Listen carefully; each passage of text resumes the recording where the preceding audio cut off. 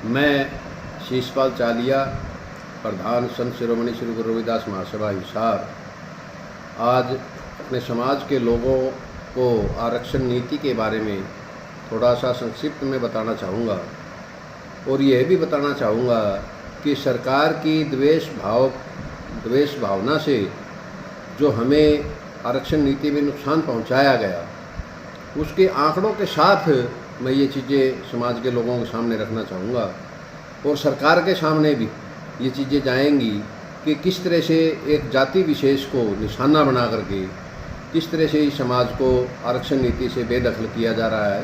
इसके बारे में संक्षिप्त में मैं बताना चाहूँगा। सबसे पहले 2020-21 में हरियाणा में मनोहर लाल खट्टर की सरकार थी। एक विधानसभा में विधेयक लाया गया रिजर्वेशन से संबंधित आरक्षण एक्ट 2020, जिसमें यूनिवर्सिटी कॉलेजों में जो एडमिशन होते हैं रिजर्वेशन पॉलिसी के तहत, उसमें वर्गीकरण नीति को अपनाया गया था।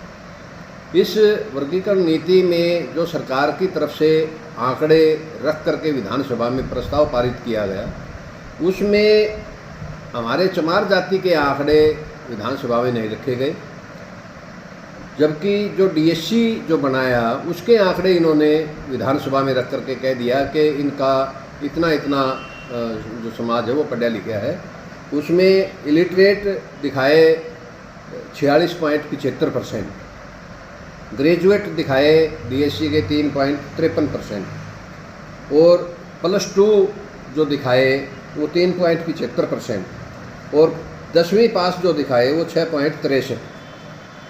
ये आंकड़े सरकार ने विधानसभा में रख करके और वर्गीकरण किया, जबकि हमने जो आरटीआई से आंकड़े लिए सरकार से, हमारे एक मित्र हैं रोहतक से डॉक्टर राजेश कुमार, वो पिछले लगभग 1 साल से सरकार के विभिन्न डिपार्टमेंटों में यूनिवर्सिटीज़ में आरटीआई लगा करके ये आंकड़े इकट्ठे किए जा रहे थे कि वास्तव में रिजर्वेशन पॉलिसी के तहत शेड्यूल्ड कास्ट की पोजीशन क्या है एडमिशनों में और सरकारी सर्विसेज में। तो सबसे पहले जो एडमिशनों के आंकड़े उन्होंने अब तक लिए, उसमें जो चीज़ें सामने आई मैं वही बताना चाहूँगा कि टोटल ग्रेजुएट जो है SC A के वो 51,540 है पॉपुलेशन के हिसाब से, तो इनकी 46.14 बनती है। +2 जो है 91,450 है जो पॉपुलेशन के हिसाब से 60.53% बनती है। 10वीं पास जो है वो 1,63,235 है जो 63.10% बनती है। हमारी जो चमार जाति है उसकी जो पॉपुलेशन है ग्रेजुएट की वो 48,868 मतलब 43.75, SC A से या DSC से कम। इसी तरह से +2 जो हमारे हैं वो 46,649 मतलब 31.54% और 10वीं पास जो है वो 74,247 मतलब 28.70। हमारे समाज के जो बच्चों की जो पढ़े लिखे बच्चों की जो पॉपुलेशन है वो डीएससी के मुकाबले में बहुत कम है, बहुत पीछे हैं हमारे। और ये सरकार के आंकड़े हैं, कोई हमारे आंकड़े नहीं है, ये आरटीआई से प्राप्त आंकड़े हैं। इससे स्पष्ट जाहिर होता है कि डीएससी के जो बच्चे हैं उनकी परसेंटेज ज़्यादा है पढ़े लिखों में, चाहे तो ग्रेजुएट हो, चाहे +2 हो, चाहे मैट्रिक पास हो। तो इसके बावजूद भी जब उनके पढ़े लिखे बच्चों की संख्या हमारे से ज़्यादा है, फिर भी उनको डीएससी में शामिल करके और उनको अलग से रिजर्वेशन दी गई।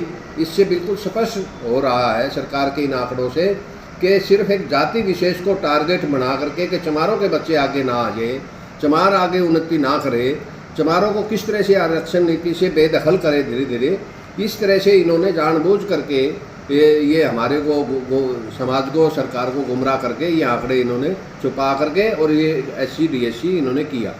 सबसे बड़ी बात, जब इन्होंने वर्गीकरण किया DSC का और SC एजुकेशनों में, DSC के तो लिस्ट जारी कर दी 36 कास्टों की, परंतु SC के अंदर वो सभी शामिल रखे जो आर्टिकल 341 कॉन्स्टिट्यूशन की आर्टिकल 341 के तहत जो प्रेसिडेंशियल लिस्ट जारी होगी शेड्यूल्ड कास्ट की लिस्ट में वो सारी की सारी जातियां शामिल थी। इन्होंने पोर्टल जब बनाया एडमिशन्स का चाहे तो यूनिवर्सिटी ने बनाया चाहे सरकार ने बनाया, वो इसी हिसाब से बनाया कि डीएससी की तो 36 जातों की अलग लिस्ट जारी कर दी और एससी में इन सबको शामिल कर दिया। जबकि जो अधिसूचना जारी की सरकार ने उसमें बिल्कुल क्लियर किया हुआ है कि एससी की लिस्ट में डीएससी की जो लिस्ट है इसको सेट असाइड करने के बाद जो बचती है उन जातियों को 10% मिलेगा, परंतु पोर्टल के अंदर इन्होंने जानबूझ करके वो चीज़ इग्नोर करके और एससी के अंदर सारी जातियों की एप्लीकेशनें मांगनी शुरू होगी। उसका सबसे बड़ा नुकसान ये हुआ कि 15 मान लो किसी कॉलेज में किसी फैकल्टी के अंदर 20 सीटें रिजर्व है, 20 सीटों में 10 सीटें डीएससी को जाएगी, 10 सीटें एससी को जाएगी। डीएससी की तो अपनी 10 सीटें ले रहे पूरी की पूरी, हमारी जो एससी की जो 10 सीटें बच गई, जो सिर्फ चमार और इसकी जो साथ की जो 10-12 कास्टें थी उनके लिए रखी थी, उसमें भी डीएससी के बच्चे आने लग गए। नुकसान ये हुआ कि 10 सीटों में मान लो हमारे 7 बच्चे आए हैं तो 3 बच्चे डीएससी के भी शामिल आए हैं उसमें। सबसे बड़ा नुकसान ये हुआ इसमें एडमिशन में। और इसमें सरकार के आंकड़े ये कहते हैं कि हर फैकल्टी के अंदर हमारे को इसी तरह से नुकसान हुआ। और हरियाणा सरकार का जो डायरेक्टर हायर एजुकेशन का डिपार्टमेंट है, जिसमें कॉलेज यूनिवर्सिटी आती है सारी की सारी, कॉलेज जो गवर्नमेंट के कॉलेज हैं हर एक डिस्ट्रिक्ट के अंदर, उसमें 2020-21 से लेकर के 24-25 तक के हमारे पास आंकड़े आए। उसमें 2020-21 के अंदर हमारी जो सिर्फ और सिर्फ चमार जाति के लिए जो 50% आरक्षण था, उसमें 1441 बच्चे डीएससी के आए। 21-22 के अंदर 1588 बच्चे डीएससी के आए, 22-23 में 991 बच्चे डीएससी के आए और 23-24 के अंदर 1415 बच्चे डीएससी के आए। मतलब 20-21 से लेके 23-24 तक 5435 बच्चे हमारी सीटों के ऊपर डीएससी के बच्चों का एडमिशन हुआ। इसका मतलब ये है कि डीएससी के बच्चों ने हमारी सीटों पर भी अपनी मेरिट के हिसाब से हमारी सीटें भी उन्होंने छीनने का काम किया। तो मैं सरकार से और समाज से एक ही क्वेश्चन करना चाहता हूँ, एक ही प्रश्न करना चाहता हूँ कि फिर चमारों ने आरक्षण का लाभ कैसे हड़प लिया सारा का सारा? जब हमारी सीटों पर डीएससी के बच्चे एडमिशन ले रहे हैं, एडमिशन उनका हो रहा है, तो हमने कैसे हड़प लिया?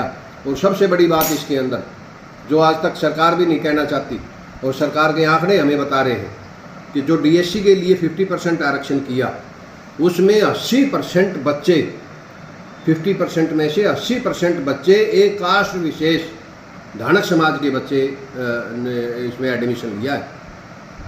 बाकी जो 36 कास्टें और 35 कास्टें और बच गई, उसमें कहीं 2 बच्चे वाल्मीकि समाज के हैं, एक बच्चा खटीक समाज का है, एक बच्चा सेंसी समाज का है। इस तरह से आए हैं, जबकि 80% सीटें अकेले धानक समाज के बच्चों ने इसमें हड़पने का काम किया।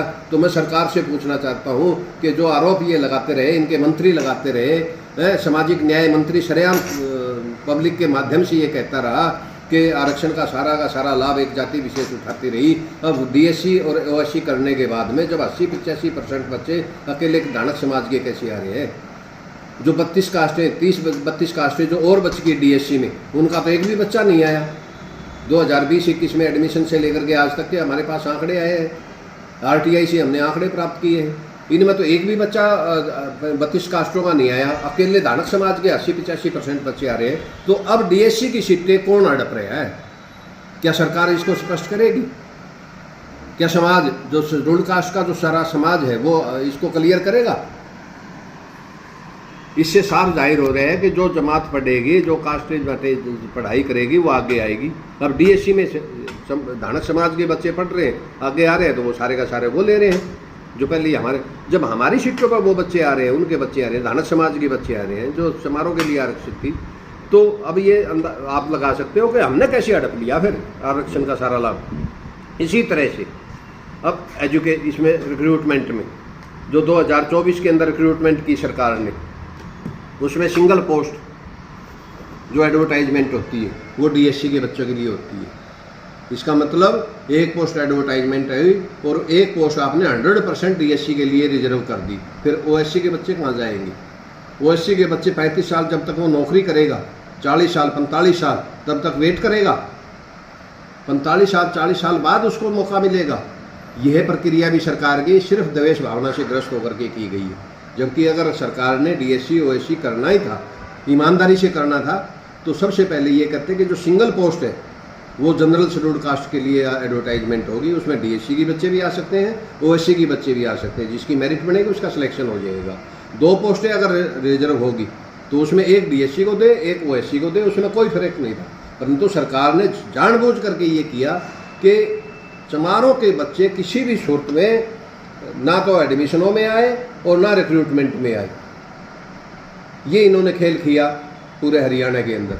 मैं समाज के लोगों से, खास करके पढ़े लिखे बच्चों से, क्योंकि जनरली क्या होता है कि जब इस तरह की कोई गड़बड़ होती है आरक्षण नीति के अंदर, तो आज तक जितने भी कोर्ट केस के मामले आए, सिर्फ हरियाणा प्रदेश चमार महासभा ने, चाहे हाई कोर्ट में हो चाहे सुप्रीम कोर्ट में हो, समाज के सारे केस हरियाणा प्रदेश चमार महासभा ने लड़े।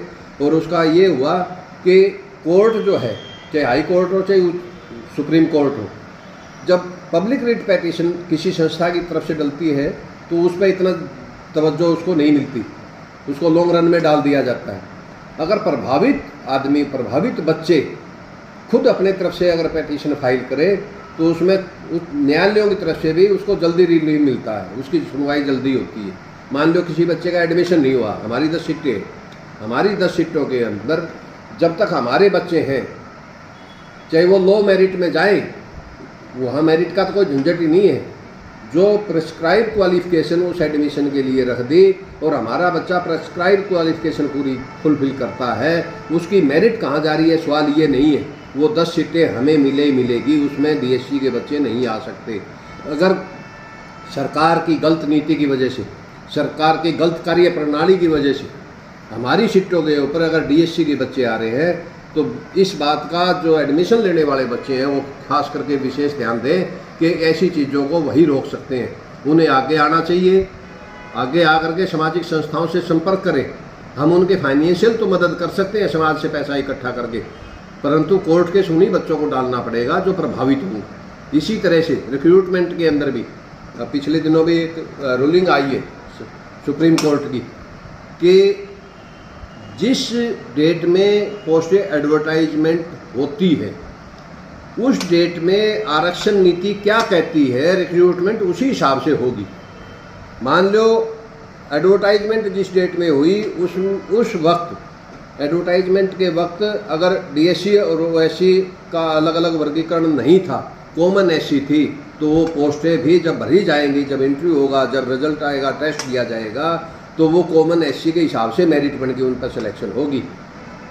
जब एडवर्टाइजमेंट की तब तो डीएससी ओएससी था नहीं, और जब रिटन टेस्ट लेकर के इंटरव्यू लिया तो तब ओएससी और डीएससी बना दिया। ये टोटली गलत है, सरकार ये जानबूझ करके कर रही है। और सुप्रीम कोर्ट की ये रूलिंग है कि जिस डेट में आपने खेल शुरू किया, खेल शुरू करने के बाद में खेल के नियम नहीं बदले जा सकते।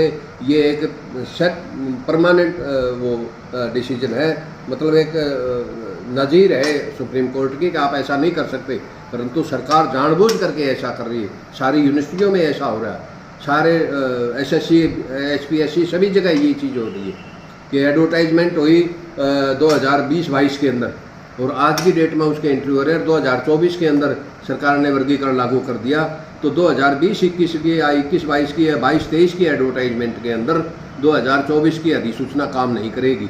सरकार इसमें इसको चेंज करे, अन्यथा कोर्ट केस जो होंगे उसमें सरकार की जिम्मेवारियां होंगी अगर इस तरह की लैप्स अगर सरकार ने की तो।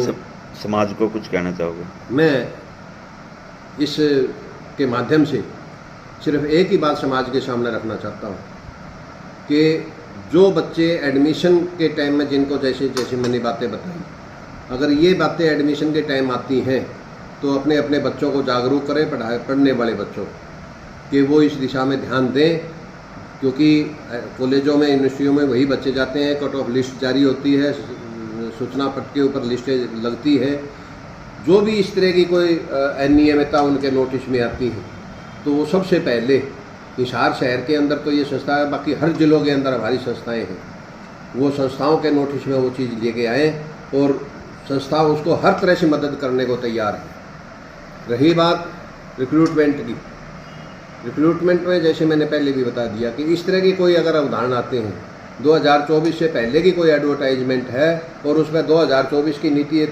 थोपी जा रही है सरकार की तरफ से, तो उन मामलों को भी न्यायालय में लेके जाए। मुझे 100% उम्मीद है कि उनको वहाँ न्याय मिलेगा। समाज के लोगों से मेरी एक ही अपील है कि इस सरकार ने चमार जाति को जितना ये नुकसान पहुंचा सकते हैं उतना ये पूरा नुकसान पहुंचाने की कोशिश कर रहे हैं। सरकार कर रही है, जानबूझ करके कर रही है कि किसी तरह से चमार समाज को उसी धरातल पर ले जा करके खड़ा किया जाए जो 25-30 साल पहले था। परंतु समाज जागरूक हो चुके हैं पहले से ज़्यादा। मैं यही कह रहा हूँ कि अपनी शक्ति को अलग अलग पार्ट्स में व्यर्थ ना करें और एकजुट एक प्लेटफार्म पर इकट्ठे होकर के उसकी आवाज़ उठाए। अलग अलग मुद्दों के ऊपर अपना ध्यान भटकाने की बजाय अगर रिजर्वेशन पॉलिसी जिससे हमें कुछ फ़ायदा हो सकता है, हुआ है, पिछले 40-50 साल से हम सिर्फ आरक्षण नीति की वजह से आज इस पोजीशन पे आए हैं कि हम सरकार से सवाल जवाब कर सकते हैं। अगर कोई भी समाज का व्यक्ति अगर आपसे मिलना चाहता है तो वो आप कहाँ मिल सकते हैं? आप मैं सुबह 9 बजे से लेकर के शाम को 2:30-3 बजे तक इसी छात्रावास में, इसी प्रांगण में मैं बैठता हूँ। चाहे छुट्टी हो चाहे ना हो, सोमवार से लेकर के इतवार तक मैं यहीं मिलता हूँ। किसी भी टाइम अगर मैं बाई दी वे कहीं गया हुआ हूँ तो यहाँ हमारे कॉन्टैक्ट नंबर हैं। 4 पदाधिकारी हैं, चारों पदाधिकारियों के कॉन्टैक्ट नंबर जो हमने डिस्प्ले पे डाले हुए हैं। किसी भी प्रभावित आदमी ने मिलना हो तो कॉन्टैक्ट नंबर से हमारे से कॉन्टैक्ट कर सकता है। उसकी जितनी भी मदद होगी हम इस सभा के माध्यम से उसकी मदद करने की पूरी कोशिश करेंगे।